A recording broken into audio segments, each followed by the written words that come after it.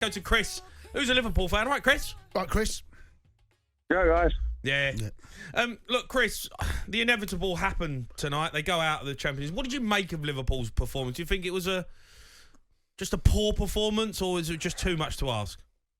A bit of both, to be fair. I think it was a poor performance, and it was too much to ask. But we could have attacked a bit more, I think. It was a little bit weak, wasn't it? First 20 minutes, I thought Liverpool played well. You know, it was on top. Yeah, I think that first Nunes chance, I think if that went in, it might have made a bit of difference. But yeah, I think what happened for me, Chris, was Liverpool feed on moments happening in a game, and then they go again, and then they go again, like what they did to Man United. Once they start getting that flow, but because they couldn't find the opener, as the game wore on, they just lost belief. Yeah, definitely, yeah. And Salah just was non-existent tonight. And that guy saying before about Klopp going, what is he on about? Yeah, I'll moan him. Yeah, I can't agree. I don't know if there's no Liverpool fan out there apart from Mo who wants. There's a few, mate. There's a growing number, surprisingly growing number. No, absolutely not. No. No, there isn't a growing number. What do you mean? Would you get rid of Jurgen Klopp? No, I'm not agreeing. I'm just saying. What is this? I know we talk about it on the show, and we have a bit of fun with it. And should he go? But no, it's too easy these days to just be like, oh yeah, he's got to go. But there best are managers in the world. But there are a number of fans that think like Mo. There are. No, I don't think there's anyone that thinks like Mo. No? Chris, did you expect Liverpool to be bad this season? Yes, I did, to be fair, because we didn't get the players what we needed to as such. Like obviously the centre midfield. I mean, we got Nunes in, and I think Nunes will come good. It's been all right this season when you look at his stats and his goals that he's scored. Gakpo is starting to look good, but I think as soon as we rebuild that centre midfield, I think we will become good again. Yeah, there's been a number of reasons. Liverpool have not been great. They've not had enough competition for place in certain areas. The right back one is a funny one, isn't it? You've got someone like Trent, who was, 2.5, 3 years ago, has been lauded as one of the greatest right backs this country's produced because of the way they played. And he was, if you look at his positioning where he was back then, not a lot's changed. He's not like he's playing in a different way. What's happened is the midfield now can't actually, that high intensity, that turbo start that Liverpool had, it's gone. That blistering start where they would blow teams away in the first 20 minutes. They'd be all over like a rash, close you down, all over the pitch, squeeze you, high energy, put you under the pressure, get the first goal, get the second goal. That's gone. They did it against Real Madrid. Yeah, and that was 5-2.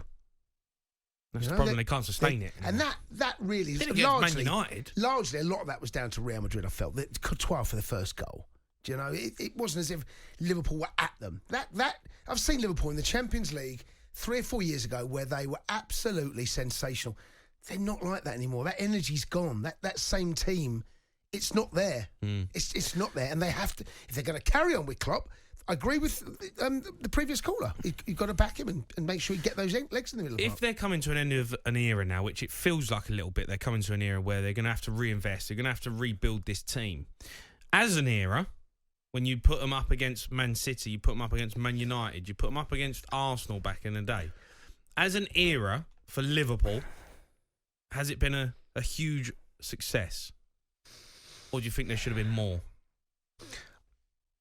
I think they're very unlucky. They come up against one of the greatest Premier League sides ever in Man City, right? Yeah. I mean, they got pipped at the post by a point.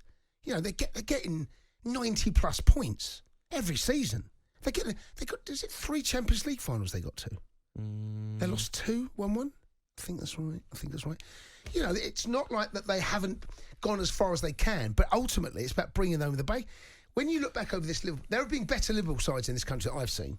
They've gone on with multiple league titles, going on winning European Cups. Yeah. This Liverpool side really, when you look back on it, I think we'll look back on it and say there was a. Can it be classed as one of the greatest teams the Premier League's ever seen? I'm not sure they tick that box, mate. I think you got... People talked about how great this Liverpool team were. Yeah. I think you've got... Yeah, they come close. They come really close. Close to who? City. Come really close, didn't they? Man United? Arsenal Invincibles? Oh, sorry. When you talk... Oh, sorry. I'm talking about going toe-to-toe. I'm talking about, as a team, as a collective, this era's coming to an end. I don't think they will, mate. Can that be classed as one of the greatest teams in the Premier League? No. It won't. It won't go down. In memory, you'll look at what the silverware they've won. They've won pretty much everything, haven't they? But they've done it in a short space of time, didn't they? Champions League, Premier League. They won the Club World Cup, Super, all of that. And it feels like it's just, for as quick as it came, for as quick as that, all of that silverware turned up. The Premier League, first division, or top of the league in the Premier League in this country for the first 33 years. It's come and gone. It came, and it's in a blink of an eye. They're the best team in the country, and now it's won. Is it one championship in 35 years now? All right, Liverpool fans, I want to know, is this team, this era you've had as Liverpool fans and this team, can you class it as one of the best ever in the Premier League? Let's go to Dan, who's a Liverpool fan. All right, Dan? Danny boy? You all right, guys? Yeah. Dan, what'd you make of it tonight? Embarrassing tonight. Yeah, it was pretty pathetic, wasn't it? It was. We were 3-0 down, and all we had to do was go for it. We had nothing to lose, and we didn't go for it. I know, but you say you want to go for it, Dan, and you got nothing to lose. You don't want to get beat, 10-0 on aggregate, do you? You got to have some structure to the game. You can't just go out there and be like, let's just try and... you're playing against Real Madrid. Yeah, of course, and they're one of the best teams in the world. But I would honestly rather lose 3 or 4-0 than play like we did tonight, because they didn't have a go, did they? One of those. They've gone all that way over to Real Madrid. You go. I don't care what the scoreline. As a fan, you always go in thinking maybe forget the first goal. You never know. Red card. Yeah, but things can change. They searched for it, but you're playing against a top side. Yeah, but they didn't. I agree with Danny. They didn't really give it everything they got. It felt a little. Liverpool in Europe are different gravy. We all know if there's one team that can go and turn over a 3-0 deficit, it's Liverpool, because they've done it in the past. And Mohamed Salah was non-existent tonight. Diogo Jota was absolutely useless tonight. Why he took off Darwin Núñez, I haven't got a clue, because for me, he was one of our best players on the pitch. The tie's over. In the end, yeah, the tie is over. The tie's over in the end. You go, I need Núñez. I need him. I've got big top 4 now, he's thinking. No, I mean, it's one of those. And as for your question of has this Liverpool side been one of the greatest, I would say yes. For the simple fact, you look at the points difference compared to what it was 20 years ago, 97 points, 99 points, 96 points, and we've only lost out on against a team. How many Premier League titles? One. That answers your question. One Premier League title. Well, that answers the question. But we've lost out to a team who spent what over $1 billion in 5 years. Yeah, and that's what I said earlier. You've come up against one of the greatest Premier League sides ever in Pep's side there. But the truth is, he's right. In 25 years' time, all you look back in the records and go, how many Premier League titles? And in that time, it'll be one.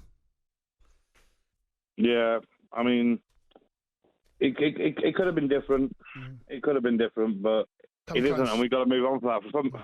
From now, I think going into the summer, the owners need to back Jurgen Klopp. They need to give him 350 million and say, look, go and sort your team out. Get rid of Keita, get rid of Fabinho, get rid of Milner, get rid of Matip, get rid of Gomez. They all need to go. We need a complete clear out, and we need to start afresh and go again. Yeah, right, Dan. I'd give Klopp that time. I think he's earned it. I think he deserves it. 100%. I don't get this. It's Klopp out. And he's not alone, Mo, actually. There are a number of fans that phone up and say they want Klopp out. I think his days are... He's earned the right, in my opinion, to carry on with Liverpool. He put Liverpool back to where they wanted to be. Don't forget, the first season they finished 8th after Brendan left. Let's go to Nick, who's a Liverpool fan. Right, Nick? How you doing, mate? You all right? Yeah, good. Look, I set out to everyone, if there was a Liverpool fan out there who agrees with Moaning Mo about Klopp wanting to go. What's your take? You know what it is, right? You lot have contradicted yourself so many times. I'm sitting there, I'm like, it doesn't make any sense. Like, all right, you sat here and said, no, it's crazy that any Liverpool fan would ever want Jurgen Klopp to go right now. But then and then in the same breath, you sat down and gone, well, you know, would they be considered, you know, one of the best teams in the Premier League? Like, no, we wouldn't. Like, the corner before, all of that, you have to put so many asterisks on it. Do you know what I mean? You don't get a trophy for the points in which you get. There's no asterisks on, oh, well, but they were $1 billion. No, you don't. When you look at it, how are we or are we not? No, we're not. And right now, like, you're asking, in terms of time, he deserves time. Of course he does. Like, he's built us into, do you know what I mean? Like, an absolute force. But as you yourself will know, you've been a football player, both of you have. You know this, Cundy. Like, you can't keep looking in the past. We're sentimental FC, and it's outrageous. We'll let go of Klopp when at the same time we're letting go of our front line, when it's just depleted and it's like, and it's you can't keep looking you can't keep looking behind you. Like, as it stands right now, our team is rotten at the core, and people are going to be like, oh, what's he talking about? But look at it, our team is actually rotten at the core. The guy before us said, oh, he wants us to spend 350 million. I was laughing. I was literally laughing. When have we ever spent 350 million in the summer and we've not had a valuable asset to sell? And we're in that position right now. We don't have a valuable asset to sell. We've never been in a position where FSG are going to put 400, and we've got about 9 players that need to leave. It's outrageous. We've got what's it called? We've had 2 director of footballs who've left within a year. Like, we've had no medical staff. Like, if you actually look at our team, it is depleting. Long gone is the team that people used to go, oh mate, if Liverpool get that player, they'll turn him into an absolute worldie. Like, their recruitment arm is absolutely the best. So why is that Klopp's fault? Because Klopp apparently has got more onus now. He did nothing in the summer. No, wait, let me finish, Cundy. He did nothing in the summer and then went and got Arthur Melo on the transfer deadline and spent his money on Darwin Núñez, who I do like, and Gakpo. The doors, we've got no door, but he's coming with a brand new HD TV. It doesn't make any sense. Joe, I don't know how much of that is down to Klopp, you know. You've just made the point, right? You've just said it yourself. When was the last time Liverpool went out and spent, 100, 200, 300 million pound of transfer? If Klopp goes, that's not going to change. But Cundy, right?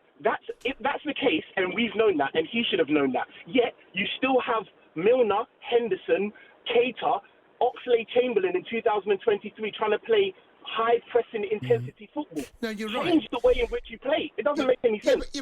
But then now you're asking a manager to change his principles based on what he has been so successful at with those players you just mentioned, by the way, and the fact that they are now, perhaps old Father Time is starting to catch up with them. Is it his fault? Are you saying that?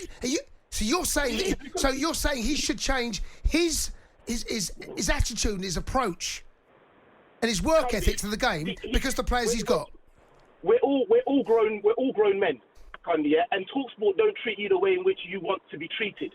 And yet, at extension time, they bring a new contract and you sign it. That doesn't make any sense. You ain't seen his contract. If only you knew. Do you know what I mean? Like, you know what I'm saying? Like, at that time, when he was signing an extension, because he signed an extension, he should have been saying, listen, this is... You don't sign an extension and then go, oh, well, what's going on? I think what Klopp does... I think you're underestimating Klopp a little bit here. I think Klopp knows who he's working for. He knows exactly the purse strings. He knows exactly what FSG are about. He's under no illusions. He walks into every season with his eyes wide open. So I don't think. So it's on him. No. Yeah, but what do? It's a little bit like who works at Spurs, right? You've got to go into that job with your eyes wide open. You know the restrictions. You know you're not going to get £350 million in the transfer window. You know you've got to work what you've got to work. But Klopp's been there. Is it 8-9 years? Yeah, but it doesn't make any sense. Then he's insane. Because if you know what you're working with and you know the limitations and you continue to work the same way, knowing with the limitations you've got, then what's it to do? Doesn't make any sense. But Cundy, what has he done wrong? In my personal opinion, right? Pep Lijnders is right-hand man. Alex Ferguson is probably one of the best managers we've seen in the league, and he kept things fresh. That's exactly what Klopp should be doing. If you know that you've got limitations, then change the football in which you play. Change certain things. You can't keep doing the same thing. And Pep Lijnders is literally running. We play exactly the same way with assets that are depleted, and it doesn't make any sense. The people that tell me that I'm mad for thinking that I should be looking past Klopp will be the same people that say, "Oh well, Harry Kane's got no ambition if he stays at Tottenham." What? I don't understand. Like, I want to win. I want my club to win, and I understand. I'm not sitting there saying Klopp's bad. I'm just sitting there saying that, listen, we need to start looking past that, because we can't keep going on the same. People are saying, "Oh, did we know that we were going to be bad this season?" Yes, it was inevitable we were going to be this bad this season. All right, Nick, brilliant call. It's a great call. Yeah, fantastic opinions there. The Sports Bar with Jamie O'Hara and Jason Cundy. Monday to Thursday nights from 10 on AM, on DAB, via the talkSPORT app and on your smart speaker. talkSPORT.